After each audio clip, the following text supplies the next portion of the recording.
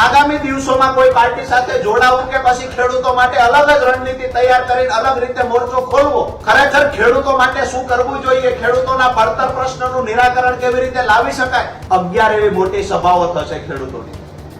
બીજી જે સ્વાગત સભાઓ છે એ પણ કરવામાં આવશે. તમારી પાસે કાળો નાણું નથી. ગુજરાતના ઇતિહાસમાં ક્યારે ખેડૂતોને સંગઠિત નહીં જોયા હોય એવી રીતે સૌરાષ્ટ્રના ખેડૂતો આવનાર દિવસોમાં સંગઠિત જોવા મળશે.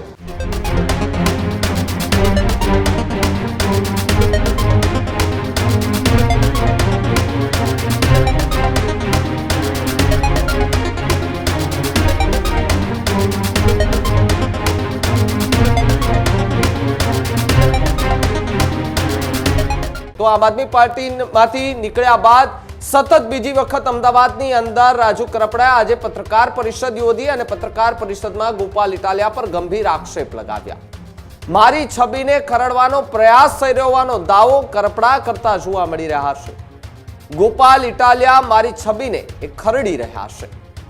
ગોપાલ ઇટાલિયા અને રાજુ કરપડા વચ્ચે મોરે મોરો ચાલી રહ્યો છે. ગોપાલ ઇટાલિયાના ગઢમાં રાજુ કરપડાની મોટી સભા જે છે તે થવા જઈ રહી છે. 19 થી 24 માર્ચ સુધી સૌરાષ્ટ્રમાં કિસાન સંકલ્પ યાત્રા નીકળશે. ગોપાલ ઇટાલિયા અને મનોજ સોરઠિયાને લઈને મોટા ખુલાસાઓ કર્યા છે. આવનાર સમયમાં મોટા ખુલાસાઓ બહાર આવશે તેવી પણ વાત રાજુ કરપડાએ કરી. તમામ ષડયંત્રો અને કરતૂતોના પુરાવા સાથે એ બધી જ વાત જે છે તે હું બહાર પાડીશ, આ પ્રકારની વાત હાલ સામે આવી રહી છે. તો બીજી તરફ રાજુ કરપડાનું અત્યાર સુધીનું આ સૌથી મોટું નિવેદન જે છે તે જોવા મળી રહ્યું છે. આવનાર દિવસોમાં એટલે કે આવતી 19 તારીખથી 24 તારીખ સુધી તુલસી શ્યામથી અમે કિસાન સંકલ્પ યાત્રાની શરૂઆત કરીએ છીએ. જે તુલસી શ્યામથી સાવરકુંડલા, સાવરકુંડલાથી અમરેલી, અમરેલીથી બગસરા, ધારી, ત્યાંથી વિસાવદર, માળિયા હાટીના, કેશોદ, જામનગર, મોરબી, રાજકોટ, જસદણ થઈને સુદામડા ગામે 24 તારીખે સમાપન થશે આ કાર્યક્રમ. આ કાર્યક્રમ દરમિયાન ખરેખર ખેડૂતો માટે શું કરવું જોઈએ, ખેડૂતોના પડતર પ્રશ્નનું નિરાકરણ કેવી રીતે લાવી શકાય, આગામી દિવસોમાં કોઈ પાર્ટી સાથે જોડાવું કે પછી ખેડૂતો માટે અલગ જ રણનીતિ તૈયાર કરીને અલગ રીતે મોરચો ખોલવો, આ તમામ બાબતે ચર્ચાઓ થશે, તમામ બાબતોના નિર્ણયો લેવાશે. આજ દિવસ સુધી કોઈ એવું માનતું કે ખેડૂતોનું સંગઠન નથી, ખેડૂત ક્યારે સંગઠિત થતા નથી અને જેવી રીતે મન ફાવે એવી રીતે રાજકીય પાર્ટીઓ ખેડૂતોનો ઉપયોગ કરી રહી છે. પરંતુ એમને કહીએ છીએ કે ગુજરાતના ઇતિહાસમાં ક્યારે ખેડૂતોને સંગઠિત નહીં જોયા હોય એવી રીતે સૌરાષ્ટ્રના ખેડૂતો આવનાર દિવસોમાં સંગઠિત જોવા મળશે. આ કાર્યક્રમને સફળ બનાવવા માટે આપના માધ્યમથી અમુક ખેડૂત આગેવાનો, ખેડૂતો અને સામાજિક આગેવાનોને વિનંતી કરીએ છીએ કે અમારી પાસે કાળો નાણું નથી, અન્ય રાજ્યોમાંથી અમારી પાસે પૈસા નથી આવતા, અમે સામાન્ય પરિવારમાંથી આવીએ છીએ. તો કાર્યક્રમને સફળ બનાવવા માટે ખેડૂતો આગળ આવે, સામાજિક આગેવાનો આગળ આવે અને જે જિલ્લાઓમાં જ્યાં સભાઓ થાય છે, જ્યાં કાર્યક્રમ થાય છે, ત્યાં ખેડૂતો સ્વખર્ચે એટલે કે નાનું મોટું યોગદાન કરી કોઈ પાણીની વ્યવસ્થા કરે, કોઈ ચા પાણીની વ્યવસ્થા, કોઈ મંડપની, કોઈ ખુરશીની વ્યવસ્થા કરે એવી આપના માધ્યમથી ખેડૂતોને વિનંતી કરીએ છીએ. એવી રીતે સામાજિક આગેવાનોને, ધાર્મિક આગેવાનો જે ખેડૂતોનું હિત ઈચ્છતા હોય એમને પણ વિનંતી કરીએ છીએ કાર્યક્રમને સફળ બનાવવા માટે મહેનત કરે અને આગામી દિવસોમાં ખેડૂતોનું મજબૂત સંગઠન બનાવી અને ફરી વખત જ્યારે 24 તારીખે કાર્યક્રમ સમાપન થશે ત્યાર પછી આપની વચ્ચે ફરીવાર આવશું. પણ એક વાત ચોક્કસથી કરું છું કે ગુજરાતના, સૌરાષ્ટ્રના ખેડૂતો આજ દિવસ સુધી ક્યાંક ને ક્યાંક કોકની વાતમાં આવીને છેતરાયા છે. આવનાર દિવસોમાં આ ખેડૂત કોઈની વાતમાં આવીને છેતરાશે નહીં. જે લોકોની કથની કરણીમાં તફાવત છે એ લોકોને ખેડૂતની વચ્ચે ઉજાગર કરશું અને સૌરાષ્ટ્રના રાજકારણમાં તાલુકા જિલ્લા પંચાયતની ચૂંટણી પહેલા ખૂબ મોટી ઉથલપાથલ જોવા મળશે. આ 19 તારીખથી જે યાત્રાની શરૂઆત થાય છે, હું એવું માનું છું કે વર્ષો પછી મજબૂતાઈથી કોઈ ખેડૂત યાત્રા નીકળશે અથવા ખેડૂત સંગઠન જોવા મળશે અને સભાની જે સંખ્યા જોવા મળશે, દાવા સાથે કહું છું બિન રાજકીય રીતે આવડી સભા ભૂતકાળમાં ક્યારેય જોવા નહીં મળી હોય. કારણ કે છેલ્લા 5 દિવસથી જે જિલ્લાઓમાં પ્રવાસ કરું છું અને અમારી ટીમ આવતીકાલથી આ તમામ જિલ્લાઓમાં પ્રવાસ કરવાનું ચાલુ કરે છે. તમામ જિલ્લાઓમાંથી અમે 5 એવી ટીમો બનાવી છે. એ ટીમને તમામ કામની વહેંચણી કરવામાં આવી છે.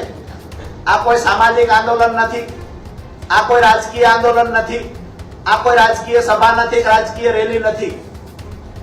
આ ખેડૂતો આયોજન કરી રહ્યા છે અને ખેડૂત સમાજ માટેનું એટલે કે ખેડૂતો માટેનું આ એક ખેડૂતનું સંગઠન મજબૂત બનાવવા માટેનો આખો કાર્યક્રમ છે.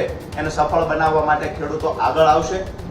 આવનાર દિવસોમાં 24 તારીખે સમાપન થયા પછી શું નિર્ણય કરવો, ખેડૂતો માટે શું કરી શકાય, ખેડૂતોના પડતર પ્રશ્નોને ખરેખર પણ કાયમી ધોરણે નિરાકરણ લાવી શકે એવું છે, આ તમામ બાબતોને લઈ અને 24 તારીખે સમાપન પછી આપની વચ્ચે આવીને ચર્ચા કરશું. ત્યારે સૌરાષ્ટ્રના તમામ ખેડૂત આગેવાનો પણ આપની વચ્ચે ઉપસ્થિત રહેશે. એક સ્પષ્ટતા એ પણ કરી દઉં કે આ કાર્યક્રમ દરમિયાન 11 એવી મોટી સભાઓ થશે ખેડૂતોની. બીજી જે સ્વાગત સભાઓ છે એ પણ કરવામાં આવશે, પરંતુ 11 ખૂબ મોટી સભાઓ કરવામાં આવશે, જેમાં સ્વયંભૂ સ્વખર્ચે ખેડૂતો સભાઓમાં ઉપસ્થિત રહેશે. આપે જે વાત કરી કે આ પાર્ટીમાં જોડાવા પહેલાનું શક્તિ પ્રદર્શન છે, તો હું ચોક્કસથી એટલું કહીશ કે રાજુ કરપડાનું ભવિષ્યમાં શું કરવું, રાજુ કરપડાનું ભવિષ્ય ખેડૂતોએ લખેલું છે. કોઈ રાજકીય પાર્ટીના 1-2 નેતાઓ એવા હોય કે જે રાજુ કરપડા માટે ભવિષ્યવાણી કરે, એને તો ભૂતકાળમાં એ પણ કરી હતી 20 તારીખે જોડાશે, 15 તારીખે જોડાશે, પણ મારું ભવિષ્ય લખનારા ખેડૂતો છે અને ખેડૂતોના દિલમાંથી રાજુ કરપડાને કોઈ હટાવી નહીં શકે. કોઈ 5-25 લોકોને એક ઓફિસમાં બેસાડીને રાજુ કરપડાને ખરાબ ચિતરવાના પ્રયત્ન કરો તો એનાથી રાજુ કરપડાને ખરાબ નહીં ચિતરી શકાય. આવનાર સમયમાં દૂધનું દૂધ પાણીનું પાણી થઈ જશે. એક વાત ચોક્કસથી કહીશ કે આ શક્તિ પ્રદર્શન હશે, પણ અમારા ખેડૂતોનું શક્તિ પ્રદર્શન હશે.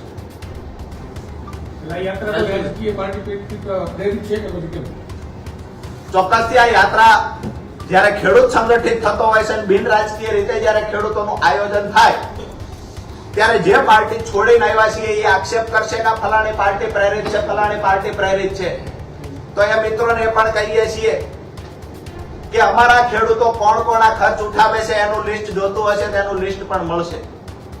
આપના દ્વારા વિનંતી કરીએ છીએ કે આ યાત્રા સફળ બનાવવી કે તમામ સૌરાષ્ટ્રના ગુજરાતના ખેડૂતોની નૈતિક જવાબદારીના ભાગરૂપે આપ સૌ યાત્રામાં ઉપસ્થિત રહેજો.